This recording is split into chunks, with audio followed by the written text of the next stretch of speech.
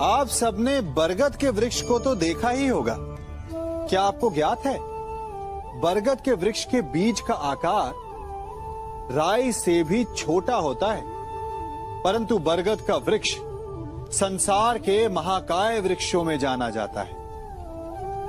जब उसका जन्म होता है तब उसमें वो जटाएं, वो शाखाएं नहीं होती, परंतु जैसे जैसे उसका विस्तार होता है, जैसे जैसे वो अधिक शाखाओं का भार उठाता है, अधिक पत्तियों का सृजन करता है, वैसे वैसे उसकी शाखाएं जटाएं बनकर जड़ तक पहुंचती है और इस वृक्ष को सहारा देती है। ये जीवन का बहुत महत्वपूर्ण पथ है। बिना लोभ लालच शुभ कार्य करें, अन्य लोगों की सहायता करें। धीरे धीरे आपने जिनकी सहायता की वो आपके सहायक बनते जाएंगे, आपकी जड़ों को और बलशाली बनाएंगे, आयु मान और आकार बढ़ाएंगे।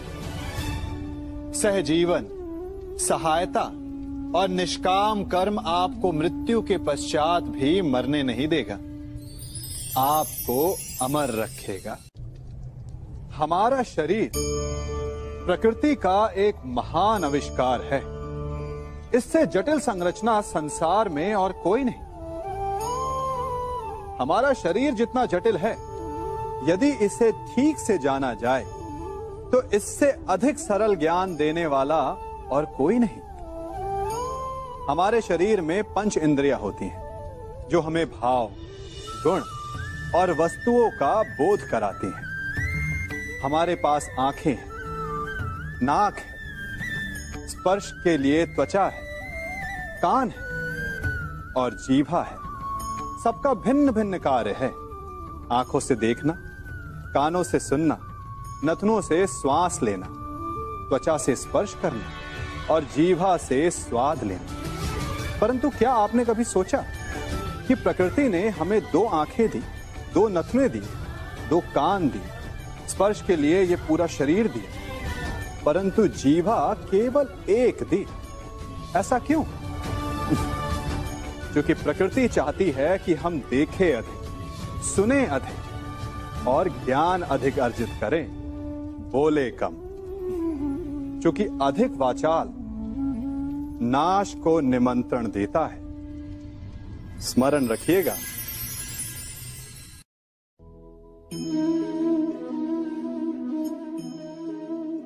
ये सदा यही कहते आए कि यदि आगे बढ़ना है तो अपनों का साथ दो। सत्य कहते हैं, अपनों का साथ देना ही चाहिए, परंतु साथ देने से पूर्व ये अवश्य पहचान लेना चाहिए कि अपने हैं कौन। क्या अपने वही होते हैं जिनके साथ हमारा रक्त संबंध होता है, या अपने मित्र? अपने वो होते हैं जो हमें सद्कार्य के लिए प्रेरित करें, हमें आगे बढ़ाएं, हमारा साथ दें। और वो जिनका साथ देने से समाज का नाश, धर्म की हानि हो, वो सगे हो करके भी सगे नहीं होते। इसलिए जब अपनों की परिभाषा का चुनाव करें तो उन्हें अपना माने जो आपका साथ दे, उन्हें नहीं जो हमें अज्ञान के मार्ग पर ले जाएं।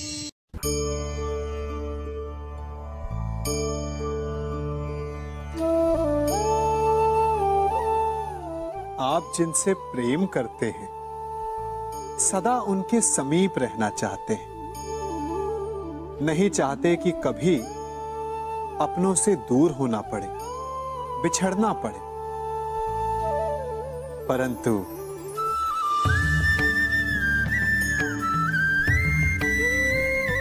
एक समय के पश्चात अपनों से दूर हो जाना उन्नति के लिए आवश्यक है। आप माता पिता हैं ना? यदि आप अपनी संतान के जीवन के हर पग पर उनका मार्गदर्शन करते रहेंगे तो आपकी संतान स्वयं मार्ग चुनना कैसे सीखेगी? मार्ग के कांटों से स्वयं को बचाना कैसे सीखेगी?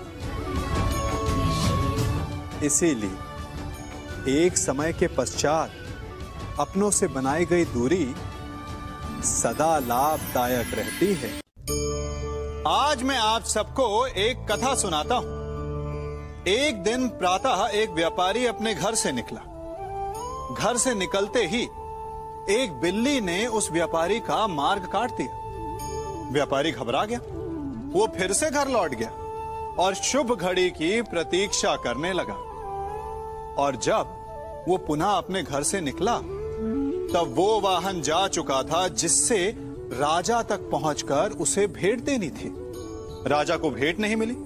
राजा क्रोधित हो गए। राजा ने उस व्यापारी का व्यापार बंद करवा दिया। इस कारण व्यापारी क्रोधित होकर घर पर अपनी पत्नी से लड़ बैठा।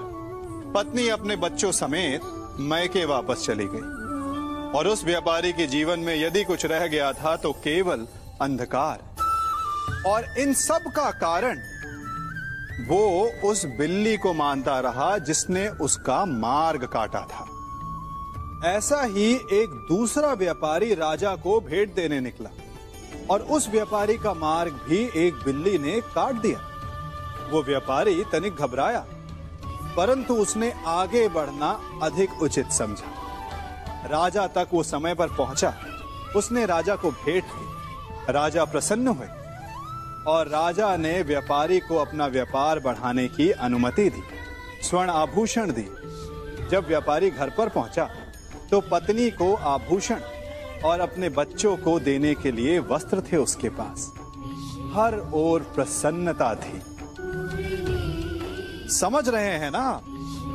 दोनों के साथ एक ही प्रकार की घटना हुई, परंतु दोनों की प्रतिक्रिया भिन्न थी। ऐसा ही हमारा जीवन भी है। हमारे जीवन में प्रारब्ध का अपना स्थान है, परंतु उससे कई अधिक महत्वपूर्ण हमारी प्रतिक्रिया, हमारे सोच का प्रभाव है, क्योंकि यही हमारे जीवन को आकार देते हैं। इसलिए अपनी सोच को सकारात्मक रखिए। आपका जीवन सदैव आनंदमय।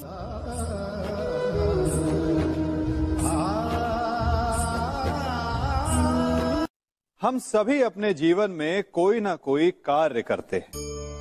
कार्य करते हैं तो थकान की अनुभूति होती है और यदि थकान ना उतरे तो कार्य करने का मन नहीं करता। हम आशा करते हैं कि कदाचित एक दिन में 24 के स्थान पर 26 घंटे होते तो आराम करने के लिए हमें और अधिक समय मिल जाता। हमें ऐसा अनुभव होता है कि हम बहुत अधिक कार्य कर रहे हैं, है ना? परंतु क्या आपने कभी सोचा है कि जो लोग संसार में सफल हैं, उनके पास भी सफल होने के लिए दिन में केवल 24 घंटे थे? तो फिर वो सफल क्यों है? इसका एक छोटा सा रहस्य है। वो कार्य चुनते हैं जो उन्हें प्रिय है, जिसे करने में उन्हें आनंद आता है। उन्हें लगता ही नहीं कि वो कार्य कर रहे हैं, उन्हें लगता है कि वो प्रतिपल आनंद मना रहे हैं। और जब आप आनंद मनाते हैं तो थकान कैसी? इसलिए यदि आप जीवन में कोई भी कार्य करें तो वो आपके मन को भाना चाहिए, या जो कार्य आप कर रहे हैं उसे अपने मन को भा देने दो। सफलता आपको मिलेगी। कभी सोचा है हमारा जीवन भी उस रेत की घड़ी की भांति है? जो रेत नीचे गिर चुकी है वो हमारा अतीत है, जो अब भी ऊपर है वो हमारा आने वाला भविष्य है, और वर्तमान ये संकुचित स्थल है जहां से धीरे धीरे करके रेत गिर रही है। अर्थात हमारे पास जीने के लिए यही एक क्षण है। उसका उपयोग कैसे करना है ये हम पर निर्भर करता है। जो बीत गया उसका दुख मनाना है, या जो भविष्य में होने वाला है उसकी प्रतीक्षा में क्रोध करना है। सब कुछ करने के लिए यही एक क्षण है। प्रसन्न रहना है तो उसके लिए भी यही एक पल है। प्रतीक्षा करते रहोगे तो ये पल भी भूतकाल में बदल जाएगा। इसलिए आनंद के लिए, परोपकार के लिए प्रतीक्षा ना कीजिए। आपके पास जो पल है उनका भरपूर सदुपयोग कीजिए, क्योंकि इस घड़ी को पलटकर आप फिर से समय अवश्य गिन सकते हैं, परंतु अपना बीता हुआ समय आप वापस नहीं लौटा पाएंगे।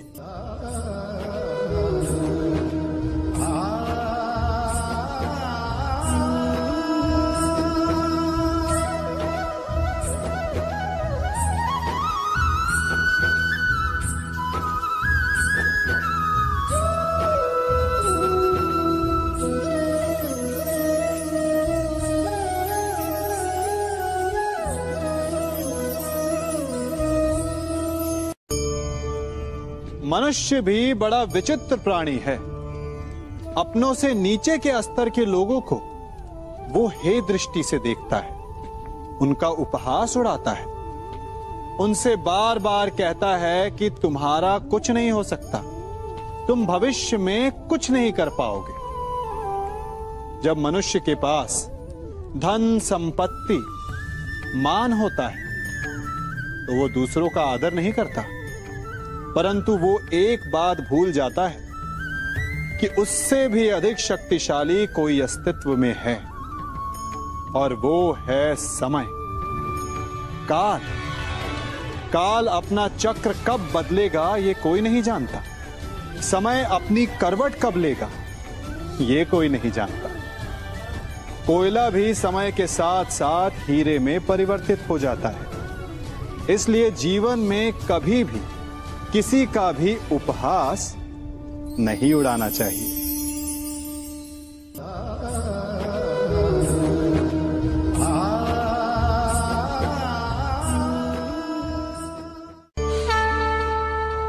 गर्व, अभिमान और अहंकार, ये तीनों सुनने में एक जैसे लगते हैं, परंतु तीनों का अर्थ भिन्न होता है और परिणाम भी। तीनों का आरंभ प्रेम से होता है। स्वयं से प्रेम, परिश्रम हमारे मन में गर्व को जन्म देता है और सफलता अभिमान जगाती है। यहां तक ठीक है, परंतु जब ये भावना अहंकार बन जाती है तब वो समस्या बन जाती है, क्योंकि सबसे बुरा अंत अहंकारी का ही होता है। परंतु मनुष्य के लिए पहेली यही है कि पहचाना कैसे जाए कि अहंकार जग गया है और उसका दमन आवश्यक है। इसका उत्तर मैं नहीं, आपका मन देगा। जब तक आप स्वयं से प्रसन्न हैं, जब तक आप सबसे ऊंचा उठने का प्रयास कर रहे हैं, तब तक ठीक है। परंतु जब आपके मन में दूसरों को नीचा समझने का भाव आ जाए तो सावधान हो जाइए, क्योंकि यही अहंकार है जो वास्तव में आपको हीन कर रहा है।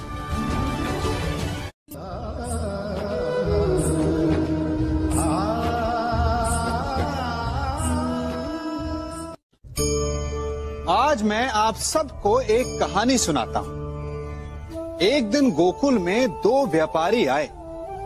एक व्यापारी शहद का था, बड़ा मीठा शहद था उसका, परंतु वो गोकुल में टिक नहीं पाया। उसके व्यापार ने घाटा खाया और शीघ्र ही वो गोकुल छोड़कर चला गया। और दूसरा व्यापारी मिर्च का था। पहले दिन वो एक पोटली लाया और दूसरे ही दिन वो पूरी बैलगाड़ी भर कर लाया, और धीरे धीरे पूरी मथुरा में उसकी धाक जम गई। मुझे बड़ा आश्चर्य हुआ। तो मैंने बाबा से पूछा कि ऐसा क्यों कि एक मीठे शहद का व्यापारी कंगाल हो गया और एक मिर्च का व्यापारी धीरे धीरे नगर सेठ बन गया। बाबा मुस्कुराए और उन्होंने कहा कि मीठी बोली बोलने वाले की तीखी मिर्च भी बिक जाती है और जो कड़वी बोली बोलता है उसका मीठा शहद भी नहीं बिकता। वाह, कितने उत्तम विचार हैं उनके, और उचित ही है। मनुष्य अपने जीवन में सदैव अपने वचनों से उठता है और अपने वचनों से ही गिरता है। इसलिए अपने जीवन में सदैव मीठी बोली बोलने का प्रयास कीजिए, आपका जीवन सरल हो जाएगा। मनुष्य की सबसे बड़ी दुर्बलता क्या होती है? सोचिए। धन, प्रेम, अहंकार। मनुष्य की सबसे बड़ी दुर्बलता होती है उसके रहस्य। चाहे आप कितने भी शक्तिशाली क्यों ना हो, कितने भी प्रबल क्यों ना हो, परंतु उसके रहस्य उसके नाश की चाबी होती है। इसलिए यदि प्रबल रहना है, शक्तिशाली रहना है, समर्थ रहना है, तो अपने रहस्य को किसी को भी ना बताएं, ना मित्र को और ना ही शत्रु को, क्योंकि समय पड़ने पर कब कौन शत्रु हो जाए ऐसा कहना संभव नहीं।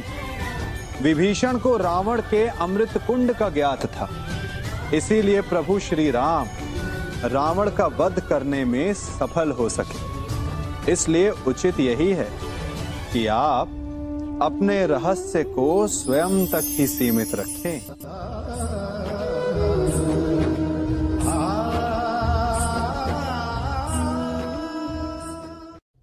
युवा अवस्था भी हमारे जीवन का कितना सुंदर काल होता है ना। बाहु में बल, मन में कुछ बड़ा कर जाने की चाह, आंखों में भविष्य के सुंदर और कोमल सपने। और इसी अवस्था में मनुष्य के भीतर पनपता है प्रेम। किसी को देखकर उस पर मन मोहित हो जाता है और फिर मनुष्य अपना सब कुछ उस पर न्यौछावर कर देना चाहता है। फिर प्रेम की परिणति होती है विवाह में। क्यों? सबको अपने खट्टे मीठे संस्मरण स्मरण हुआ है ना। परंतु यहीं से अधिकतर माता पिता और संतान के मध्य विचारों का विरोध प्रारंभ हो जाता है। संतान को लगता है कि उसका चुना जीवन साथी ही उसके लिए उपयुक्त है, और माता पिता को लगता है कि संतान अनजाने में भूल कर रही है। संतान का तर्क होता है कि उसे विवाह किससे करना है, ये उसका अधिकार है, और माता पिता का तर्क ये होता है कि अब भी जीवन साथी चुनने की समझ संतान में है ही नहीं। तो इस अवरोध को काटा कैसे जाए, उचित निर्णय कैसे लिया जाए? इसका एक ही मार्ग है, अपने उत्तरदायित्व का भान और अपनों से बड़ों के मापदंडों का भान। विवाह करने से पूर्व ये जान लेना आवश्यक है कि विवाह केवल अपने प्रेम को पाने का मार्ग नहीं है, अपितु विवाह से जीवन का एक नया द्वार भी खुलता है, और हर नए जीवन के साथ नए उत्तरदायित्व भी होते हैं। और यदि इन उत्तरदायित्वों को समझकर निर्णय लिया जाए तो विश्वास कीजिए आपका दाम्पत्य जीवन आनंद से भरा रहेगा, और आपको कभी ये पछतावा नहीं होगा कि आपने कोई अनुचित निर्णय लिया।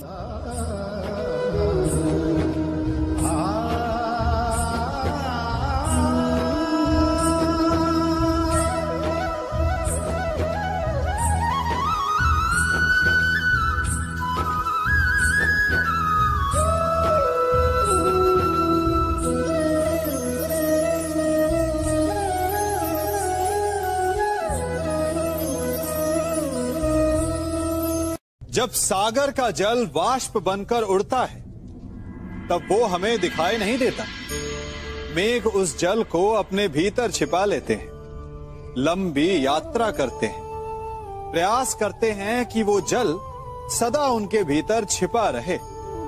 परंतु जब वायु का वेग उन्हें उड़ाकर किसी पर्वत से ले जाकर के टकरा देता है, तब उन मेघों को बरसना ही पड़ता है, क्योंकि यही नियति है, यही प्रकृति है।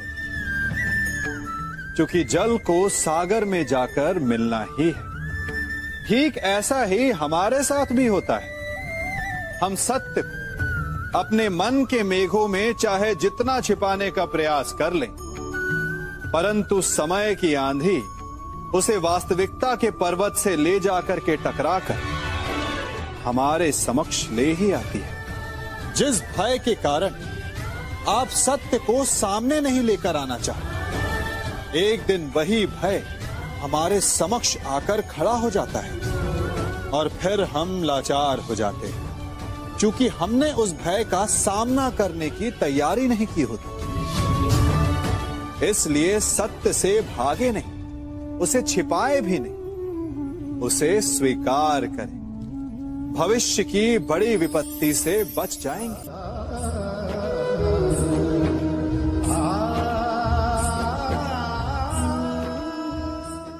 कभी कभी आप सबके जीवन में एक ऐसी विचित्र समस्या अवश्य आती है कि शक्तिशाली के समक्ष मौन हो जाए।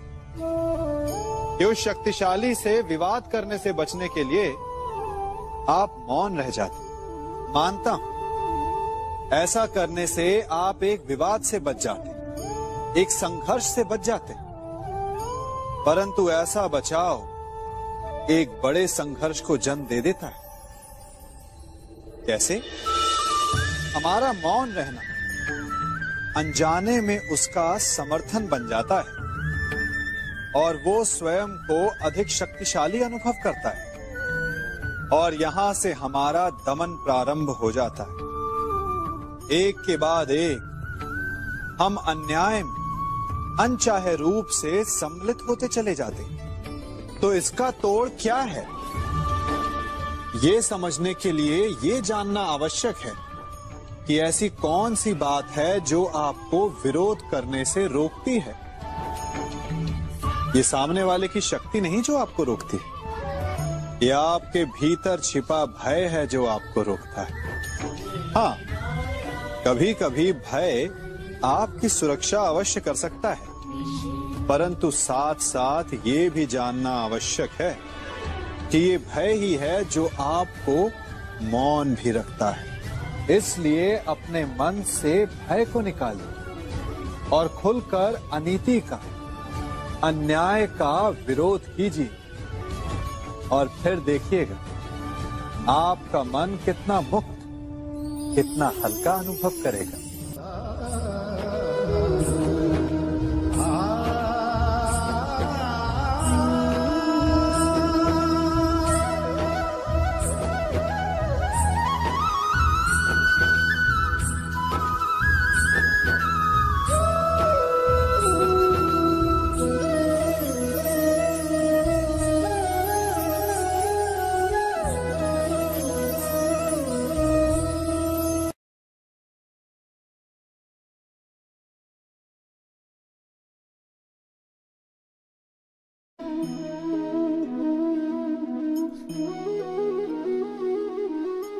जगत में प्रत्येक व्यक्ति को किसी ना किसी प्रकार की निर्बलता अवश्य होती है। जैसे कोई बहुत तेजी से दौड़ नहीं पाता तो कोई अधिक भार नहीं उठा पाता, कोई असाध्य रोग से पीड़ित रहता है तो कोई पढ़े हुए पाठों को स्मरण में नहीं रख पाता। ऐसे अनेकों उदाहरण और भी हैं। क्या आप किसी ऐसे व्यक्ति को जानते हैं जिसे सब कुछ प्राप्त हो और हम जीवन की उस एक निर्बलता को जीवन का केंद्र मानकर जीते हैं? इस कारणवश हृदय में दुख और असंतोष रहता है सदा। निर्बलता मनुष्य को जन्म से अथवा संजोग से प्राप्त होती है, किंतु उस निर्बलता को मनुष्य का मन अपनी मर्यादा बना लेता है। किंतु कुछ व्यक्ति ऐसे भी होते हैं जो अपने पुरुषार्थ और श्रम से उस निर्बलता को पराजित कर देते हैं। क्या भेद है उनमें और अन्य लोगों में? क्या आपने कभी विचार किया है? सरल सा उत्तर है इसका। जो व्यक्ति निर्बलता से पराजित नहीं होता, जो पुरुषार्थ करने का साहस रखता है हृदय में, वो निर्बलता को पार कर जाता है। अर्थात निर्बलता अवश्य ईश्वर देता है, किंतु मर्यादा मनुष्य का मन ही निर्मित करता है। स्वयं विचार कीजिए।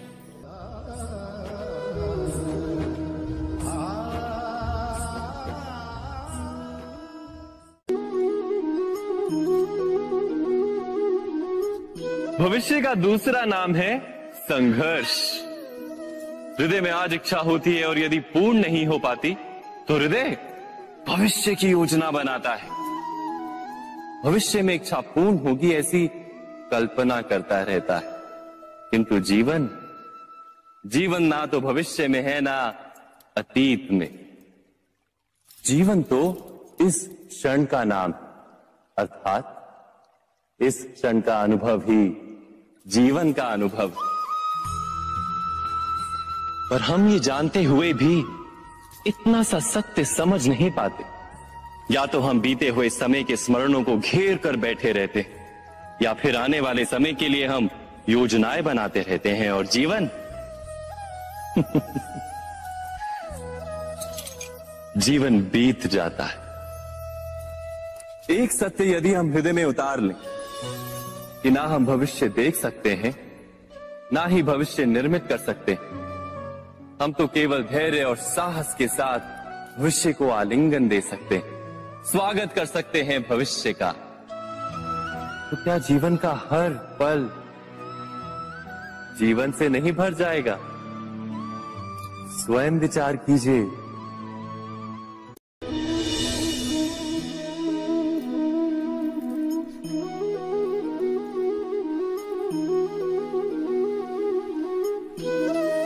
ज्ञान प्राप्ति सदा ही समर्पण से होती है, ये हम सब जानते हैं। किंतु समर्पण का वास्तविक महत्व क्या है? क्या हमने कभी विचार किया?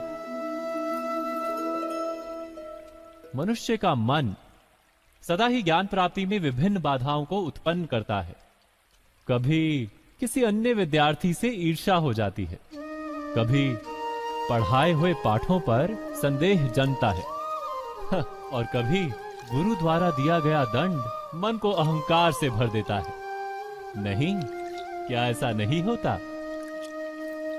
न जाने कैसे कैसे विचार मन को भटकाते हैं, और मन की इसी अयोग्य स्थिति के कारण हम ज्ञान प्राप्त नहीं कर पाते। मन की योग्य स्थिति केवल समर्पण से निर्मित होती है।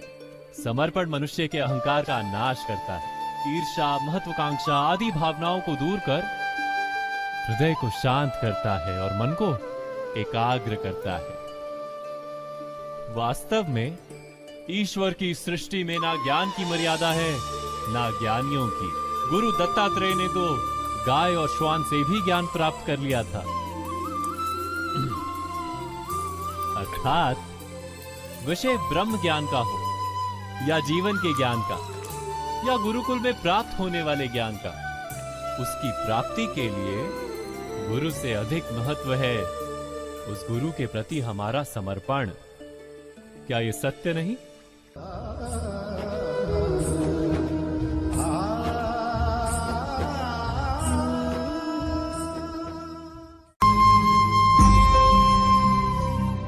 प्रत्येक मनुष्य के जीवन में ऐसा क्षण अवश्य आता है जब सारे स्वप्न, सारी आशाएं, सारे दृश्य ध्वस्त हो जाते हैं। जीवन के सारे आयोजन ही बिखर जाते हैं। एक और धर्म होता है और दूसरी ओर सुख। इसी को धर्म संकट कहते हैं। जब धर्म का वहन ही संकट हो और धर्म का त्याग ही सुख हो। विचार कीजिए, कभी किसी स्वजन के विरुद्ध सत्य बोलने का अवसर प्राप्त हो जाता है, कभी ठीक दरिद्रता के समय सरलता से चोरी करने का मार्ग प्राप्त हो जाता है, कभी किसी शक्तिशाली राजनेता या राजा के कर्मचारी का अधर्म प्रकट हो जाता है। सबके जीवन में ऐसी घटना बनती ही रहती है। अधिकतर लोग ऐसे किसी क्षण को धर्म संकट के रूप में जान ही नहीं पाते। हमें किसी प्रकार के संघर्ष का अनुभव ही नहीं होता। सहजता से सुख की ओर खींचे चले जाते हैं, जैसे मक्खी गुड़ की ओर खींची चली जाती। वास्तव में धर्म संकट का क्षण ईश्वर के निकट जाने का क्षण होता है। यदि हम संघर्षों से भयभीत ना हो, सुख की ओर आकर्षित ना हो, अपने धर्म पर दृढ़ रहे, तो ईश्वर का साक्षात्कार दूर नहीं।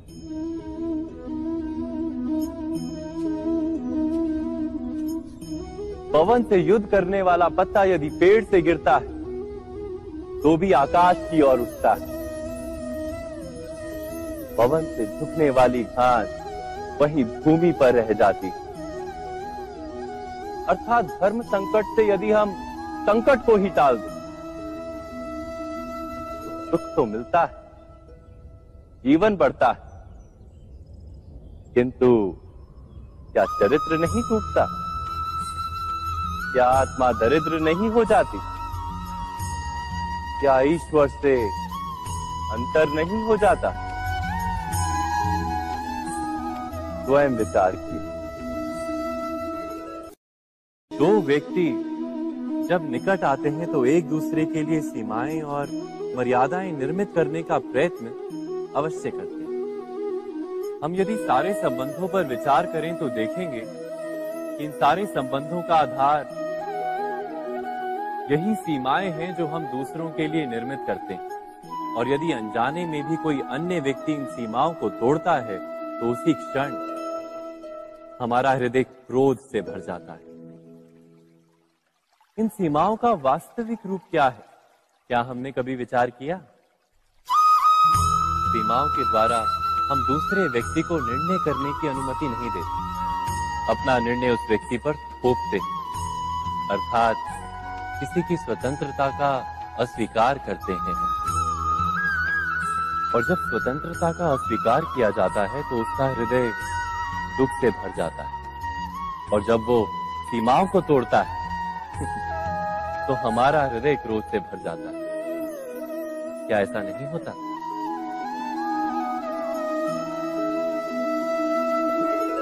पर यदि एक दूसरे की स्वतंत्रता का सम्मान किया जाए तो किसी मर्यादाओं या सीमाओं की आवश्यकता ही नहीं होती।